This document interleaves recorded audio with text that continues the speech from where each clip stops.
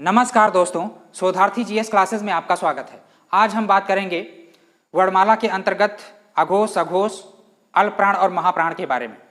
यदि आपने इसके पहले का लेक्चर नहीं देखा है तो आप प्लेलिस्ट में जाकर के वहाँ पर उन वीडियो को एक क्रम से लगे हुए देख लीजिए ताकि आज का लेक्चर आपको अच्छी तरह से समझ में आए। तो चलिए इस लेक्चर की शुरुआत करते हैं। तो यहाँ पर देखिए पूरा वर्णमाला लिखा हुआ है। अब हम यहाँ पर सबसे पहले बात करेंगे अघोष की कि अघोष क्या होता है, और दूसरा हम देखेंगे सघोष क्या होता है, अल्पप्राण क्या होता है और महाप्राण क्या होता है। इन चार चीजों को हम समझेंगे। महाप्राण क्या होता है, देखिए घोषत्व, घोष का मतलब होता है आवाज, ठीक है। तो एक प्रकार से अगर आपसे कहा जाए कि अघोष क्या है, अघोष की परिभाषा पूछ ले कि अघोष व्यंजन क्या है, अघोष वर्ण की परिभाषा क्या है, तो सीधी सी परिभाषा है कि ऐसे वर्ण जिनके उच्चारण में स्वर तंत्रिकाओं में कंपन नहीं होता है, झनकार पैदा नहीं होती है, तो उसको क्या कहते हैं, अघोष कहते हैं, ठीक है। और अगर आपसे कह दिया जाए कि सघोष या इसी को कहते हैं घोष, किसे कहते हैं, तो हम कहेंगे कि ऐसे वर्ण, वर्णमाला के ऐसे वर्ण जिनके उच्चारण में स्वर तंत्रिकाओं में कंपन होता है तो उसको क्या कहते हैं, सघोष या घोष वर्ण कहते हैं, ठीक है। तो आइए देख लेते हैं। अब वैसे याद करने में काफी बड़ा दिक्कत रहेगा, तो इसके लिए एक तरीका है। देखो यहां पर देखिए 12 और तीनों सा, तीनों सा का मतलब तालव्य सा, मूर्ध सा और दंती सा, ये आपके क्या हो जाएंगे, अघोष। ये 12 का मतलब क्या है, पहला और दूसरा, मतलब किसी भी वर्ग का पहला और दूसरा। आप देखिए ये पहला वर्ग है, ये दूसरा वर्ग है, ये तीसरा वर्ग है, ये चौथा वर्ग है और ये पांचवा वर्ग है। हमने बताया था हिंदी वर्णमाला में कितने वर्ग हैं, 5 वर्ग हैं। इसके पहले वाले वीडियो में हमने बताया था कि ये वर्गों में क्यों नहीं रखा जाता है, 5 ही वर्ग क्यों है, फिर इसको 6, 7, 8 क्यों नहीं कहा गया। इसके पहले वाले वीडियो में जाकर के देखिए, आपको अच्छी तरह से समझ में आएगा। तो चलिए यहां पर देखिए लिखा है पहला और दूसरा, मतलब किसी भी वर्ग का पहला और दूसरा। तो ये पहला हो गया, ये दूसरा हो गया, ये तीसरा हो गया, चौथा हो गया, पांचवा अक्षर हो गया, पांचवा वर्ण हो गया। तो पहला और दूसरा मतलब का, खा, च, छ, ट, ठ, त, थ, प, फ, इनके कहने में क्या होता है, अघोष, अर्थात स्वर तंत्रिकाओं में कोई कंपन नहीं होता, ठीक है। अब देखिए यहां पर का और खा बोल करके देख लीजिए, और फिर गा और घा। ऐसा लगता है जब हम गा और घा कहते हैं तो हमारे गले में क्या झनकार ज्यादा पैदा होती है, ठीक है। उसी तरीके से चा और छा में अगर हम देखें तो ज्यादा कोई विशेष झनकार नहीं मालूम होती है, लेकिन जब हम जा और झा कहते हैं तो ज्यादा झनकार पैदा होती है, ठीक है। अब आइए हम देखते हैं, अगर इसकी पहचान करनी है तो हम कैसे पहचानेंगे। देखिए कई मोबाइल में वॉइस रिकॉर्डर होता है और उसमें एक लेवल बना होता है कि जब हम बोलते हैं तो स्लो आवाज रहती है जिन शब्दों में, तो वो एक चलता रहता है पैरामीटर, तो वो जो है नीचे और ऊपर होता रहता है। तो जब हम का खा कहेंगे तो इतना ज्यादा ऊपर नहीं जाएगा, और जैसे हम गा घा कहते हैं तो वो जो लाइन है वो ऊपर उठ जाती है ज्यादा, जबकि बराबर तेजी से हम बोलते हैं तब भी, ठीक है। अब देखते हैं सघोष, बाकी जो बचे हैं वो सघोष हैं आपके। देखो क्या क्या बचा, या, रा, ला, वा, हा और 345 और प्लस जितने भी स्वर हैं वो क्या हैं, आपके सघोष हैं।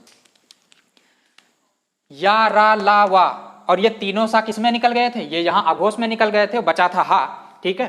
तो वो क्या हो जाएगा आपका, ये इसमें रख दिया जाएगा सघोष यानी कि घोष में। अब यहां पर देखिए, यहां पर तीसरा, चौथा, पांचवा, इसका मतलब यह है कि ये जो बचा, ये यहां पर आप जो देख रहे हैं, ये तीसरा, चौथा, पांचवा, ये क्या है, आपके सघोष या घोष हैं। और जितने भी स्वर हैं आ से लगा करके औ तक, वो सारे के सारे क्या हैं, आपके सघोष या घोष हैं। या, रा, ला, वा जिसको अंतस्थ व्यंजन कहते हैं, ये भी क्या है, आपके सघोष या घोष हैं, ठीक है। तो चलिए आगे बढ़ते हैं।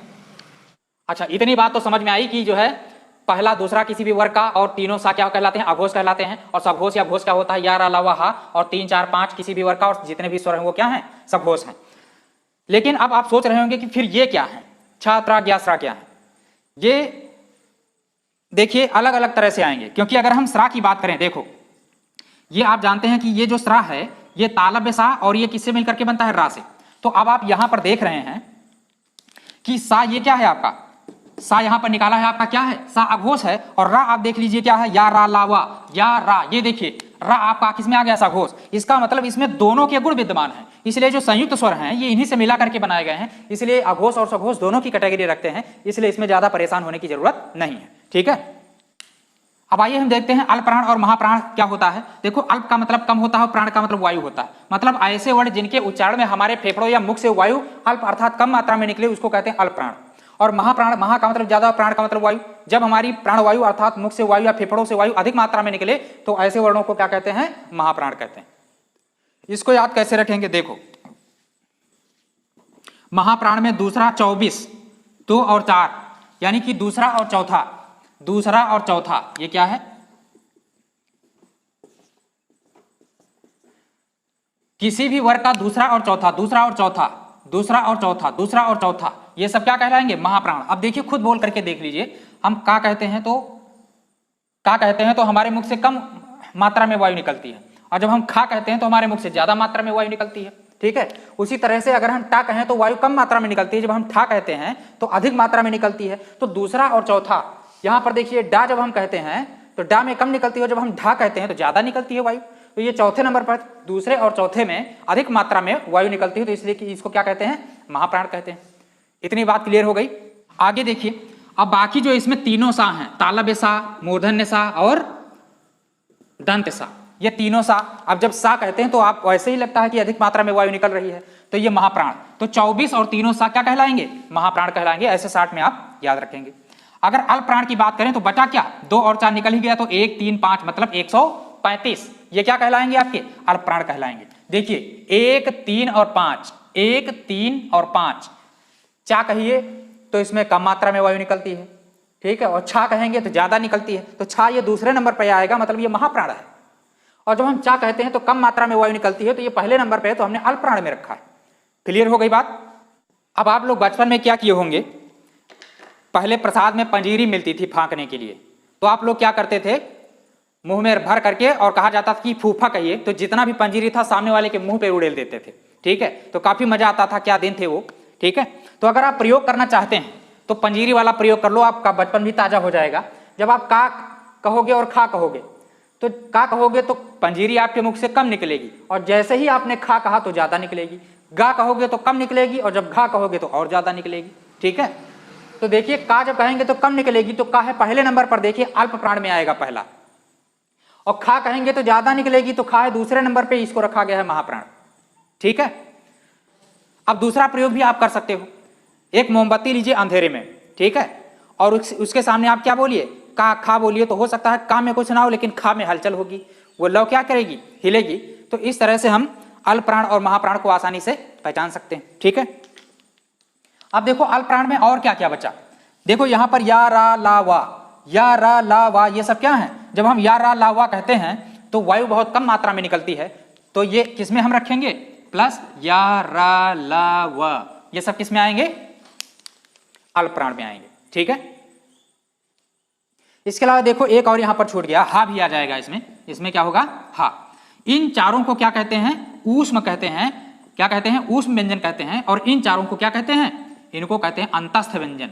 अंतस्थ व्यंजन कहते हैं।